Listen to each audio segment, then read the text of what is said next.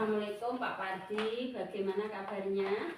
Waalaikumsalam Bu Lilin, alhamdulillah kabar saya baik Bu. Bagaimana dengan Bu Lilin kabarnya? Alhamdulillah saya juga baik Pak. Pada hari ini kita akan mengadakan kegiatan coaching ya Pak. Sebelum pelaksanaan kegiatan coaching ada beberapa hal yang perlu saya sampaikan. Oh iya Pak, sebelumnya saya perkenalkan dulu. Pada sesi hari ini saya akan bertindak sebagai observer.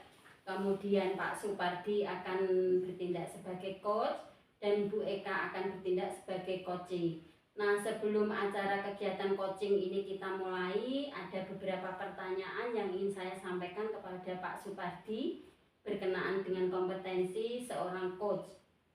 Pada pertemuan kali ini nanti ada beberapa rubrik yang ingin saya kembangkan. Yang pertama adalah yang akan saya amati adalah alur tirta pada kegiatan coaching hari ini, yaitu tujuan, identifikasi, kemudian rencana aksi dan tanggung jawab. Nah, semoga nanti akan nampak pada kegiatan yang dilakukan ya Pak Pardi. Yang kedua adalah kompetensi yang dimiliki oleh Bapak selaku coach.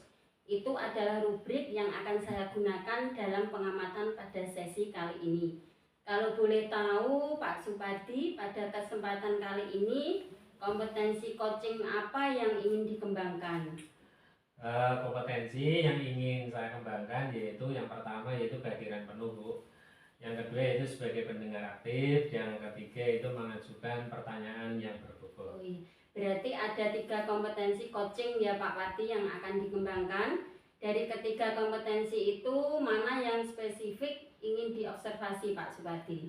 Dari ketiga kompetensi tadi yang akan saya observasi secara spesifik yaitu mengajukan pertanyaan yang berbobot. Oke, nah apa indikator dari mengajukan pertanyaan berbobot, kemudian indikator ketercapaian dan tujuan itu nanti seperti apa yang ingin Pak Supardi inginkan? Harapan saya melalui pengajuan pertanyaan yang berbobot, saya sebagai coach bisa mengarahkan coaching untuk mendapatkan solusi dari permasalahan yang dihadapi saat ini dan bisa menjadi munculnya ide-ide baru Bu. Oke, jadi indikator yang ingin Bapak capai adalah coaching bisa menemukan solusi permasalahannya ya Pak, dan menemukan langkah-langkah dalam mengatasi permasalahannya. Begitu nggih Pak Pardi? Iya betul Bu. Baiklah Pak Supardi, demikian dulu nggih pra observasi kali ini. Silahkan Pak Supardi nanti melakukan coaching terhadap coaching, dan setelah proses coaching selesai nanti kita akan berbincang-bincang lagi ya Pak. Baik Bu Lilin, terima kasih. Oke, waktu selanjutnya saya persilahkan kepada Pak Supardi dan Bu Eka. Silahkan.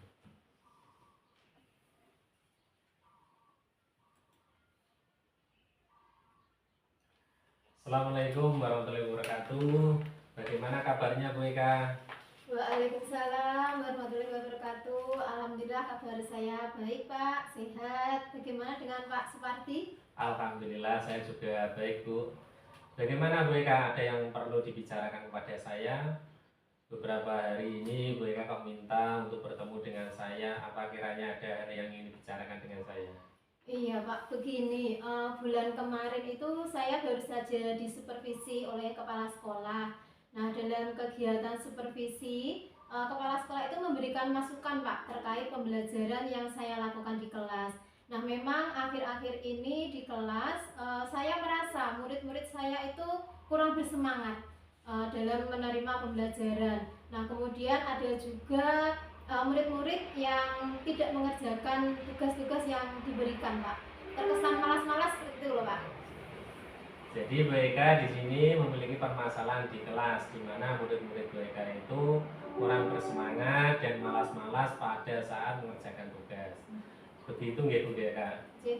Jadi kira-kira dari percakapan kita nanti apa yang Bu Eka harapkan? Baik, dari percakapan ini nanti saya berharap bisa menemukan solusi Pak dari permasalahan yang saya hadapi melalui percakapan yang akan saya lakukan dengan Pak Supardi nanti. Jadi Bu Eka berharap dari percakapan ini dengan saya, Bu Eka bisa menemukan solusi dari permasalahan yang Ibu hadapi. Iya benar sekali Pak, itulah saya mengharapkan sekali ya. Pak Suparti. Baik Ibu Eka, menurut Bu Eka, hal apa saja yang membuat murid-murid Ibu itu kurang bersemangat dalam mengikuti kegiatan pembelajaran? Yang menyebabkan murid-murid saya kurang bersemangat, memang mungkin karena pembelajaran yang saya lakukan itu kurang menarik Pak untuk murid-murid saya. Kemudian untuk media pembelajaran yang saya gunakan pun juga kurang bervariasi. Jadi itu mungkin yang membuat murid-murid saya menjadi tidak tertarik atau tidak bersemangat dalam kegiatan pembelajaran Pak. Oh begitu ya Bu Eka ya. Jadi kira-kira apa saja yang dapat membuat murid Ibu itu agar lebih bersemangat untuk mengikuti pembelajaran Bu? Baik, kalau menurut saya nih Pak, murid-murid itu pasti menginginkan pembelajaran yang menyenangkan, yang menarik, kemudian untuk penggunaan alat peraga dan juga medianya itu bisa bervariasi gitu Pak. Wah bagus sekali Bu Eka, saya sependapat dengan Bu Eka. Lalu menurut pendapat Bu Eka, apa saja yang bisa membuat murid-murid itu senang, tertarik dalam pembelajaran yang Ibu Eka lakukan? Begini Pak, kemarin kan kita baru saja mendapatkan ilmu pengetahuan baru yaitu tentang memenuhi kebutuhan belajar murid melalui pembelajaran berdiferensiasi. Jadi menurut saya supaya murid-murid saya itu senang, tertarik, maka untuk pembelajarannya itu harus disesuaikan dengan kebutuhan, minat dan juga gaya belajar murid Pak. Sehingga nantinya murid akan lebih termotivasi, lebih semangat dan lebih tertarik lagi dalam mengikuti pembelajaran.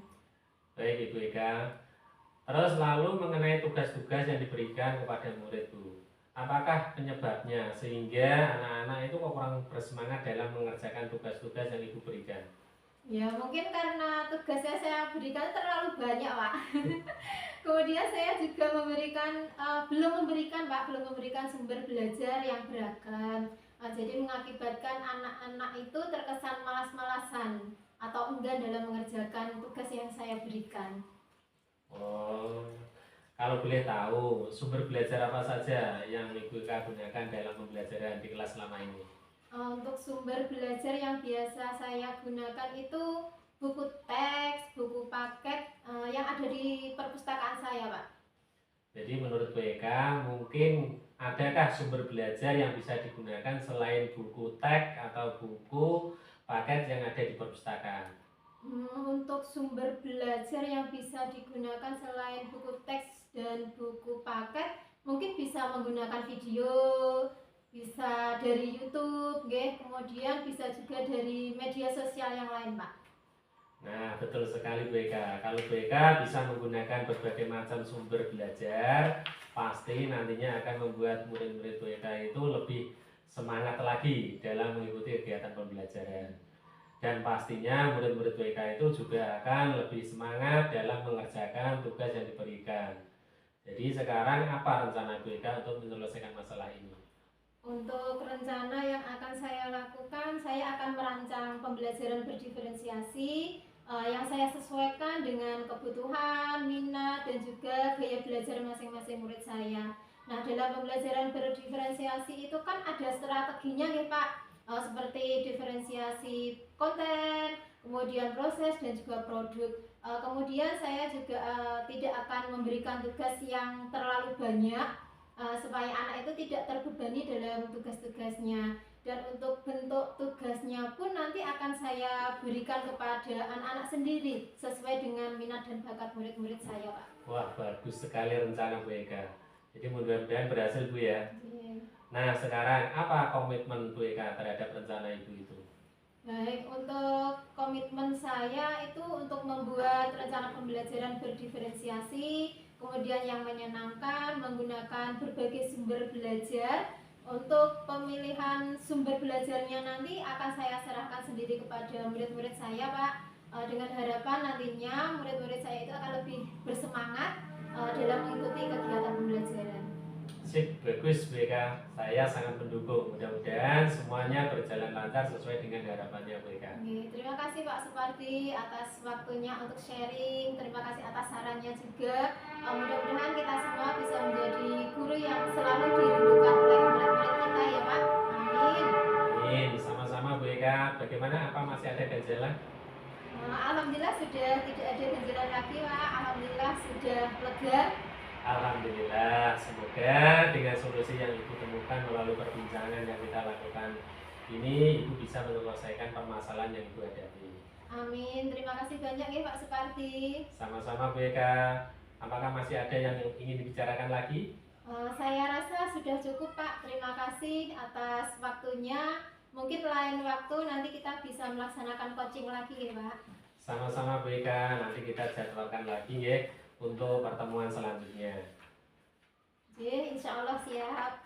Baik, kalau dirasa sudah cukup, maka perbincangan kita bisa kita akhiri sekarang.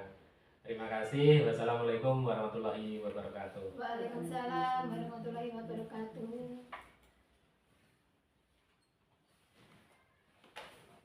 Assalamualaikum Pak Supardi. Waalaikumsalam Bu Lilin. Bagaimana Pak tadi untuk kegiatan coachingnya?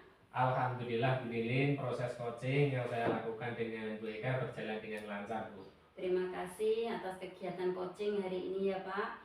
Dan Bu Eka, ada beberapa pertanyaan yang ingin saya sampaikan kepada Pak Supardi. Tapi sebelumnya saya akan mengevaluasi dulu perjalanan coaching hari ini secara garis besar untuk Alur Tirta pada saat coaching. Tadi sudah tampak semuanya. Sudah di checklist, saya sudah tercentang semua ya Pak, mulai dari tujuan coaching sudah tampak di awal tadi, kemudian indikator dari permasalahannya juga sudah tampak, kemudian rencana aksinya juga sudah tampak, dan yang terakhir tanggung jawabnya juga sudah tampak. Untuk Alur Tirta semuanya sudah tampak dan tercapai. Kemudian yang kedua tadi di awal Pak Supardi menyatakan bahwa ingin mengembangkan kompetensi tentang pertanyaan berbobot ya Pak. Tadi juga sudah tampak sekali bahwa Pak Supardi sudah mengeluarkan beberapa pertanyaan berbobot yang dapat memberikan solusi ataupun memunculkan potensi dari Bu Eka dalam menyelesaikan permasalahannya. Nah, pertanyaan pertama buat Pak Supardi, setelah melakukan coaching ini tadi, apa yang menjadi indikator ketercapaian pengembangan atau indikator yang nampak dari pengembangan yang diinginkan tadi? Ya, terima kasih Bu Lilin. Jadi indikator yang tampak tadi ada beberapa pertanyaan yang efektif. Yang menurut saya pertanyaan tersebut adalah pertanyaan yang berbobot. Harapannya dapat menghadapi solusi dari permasalahan yang dihadapi saat ini. Kemudian Bu Eka juga bisa memunculkan ide-ide yang baru dan segar untuk pengembangan pembelajaran di sekolah. Tadi juga sudah nampak beberapa ide baru. Salah satunya adalah pembelajaran menggunakan berbagai sumber belajar seperti video, TikTok, dan sebagainya. Seperti itu. Saya juga berhasil menggali potensi dari coach saya, Bu Eka tadi, untuk menemukan solusi atas permasalahannya. Iya. Wah, luar biasa sekali ya Pak Supardi. Jadi Bapak tadi sudah berhasil melakukan proses coaching sesuai dengan Alur Tirta. Tadi Pak Supardi saya amati sudah melakukan coaching dengan baik, yaitu sudah menanyakan tujuan, melakukan identifikasi masalah, ada rencana aksi dan tanggung jawab coaching. Saya melihat dan mendengar Bapak juga sudah fokus pada percakapan tadi, yang artinya Pak Supardi sudah prinsip kehadiran penuh pada proses coaching tadi, dan Pak Supardi juga sudah mendengarkan aktif saat coaching, menjawab pertanyaan dan pertanyaan dari Pak Supardi yang sudah berbobot. Itu berdasarkan dari pengamatan saya tadi. Mudah-mudahan Pak Supardi makin sukses dalam melakukan coaching dan dapat memaksimalkan lagi untuk coaching-coaching berikutnya ya Pak. Nah, untuk kedepannya kira-kira kompetensi apa lagi yang ingin Pak Supardi kembangkan? Jadi kompetensi yang ingin saya kembangkan lagi yaitu saya ingin mendalami dan memahami lagi Alur Tirta, supaya nanti saat melakukan coaching lagi saya dapat melakukan coaching dengan lebih baik dan lebih maksimal. Kemudian saya ingin lebih banyak lagi melakukan coaching untuk meningkatkan kemampuan saya tersebut Bu. Wah, itu ide bagus sekali Pak Parti. Semoga nanti dalam proses coaching yang akan datang lebih bagus dan maksimal lagi ya Pak. Baiklah Pak Supardi, terima kasih sudah melakukan coaching dengan menggunakan Alur Tirta. Saya kira cukup dan saya akhiri proses pasca observasi kali ini nggih. Mudah-mudahan ada kesempatan lagi di lain waktu. Terima kasih Pak Padi. Assalamualaikum warahmatullahi wabarakatuh. Waalaikumsalam warahmatullahi wabarakatuh.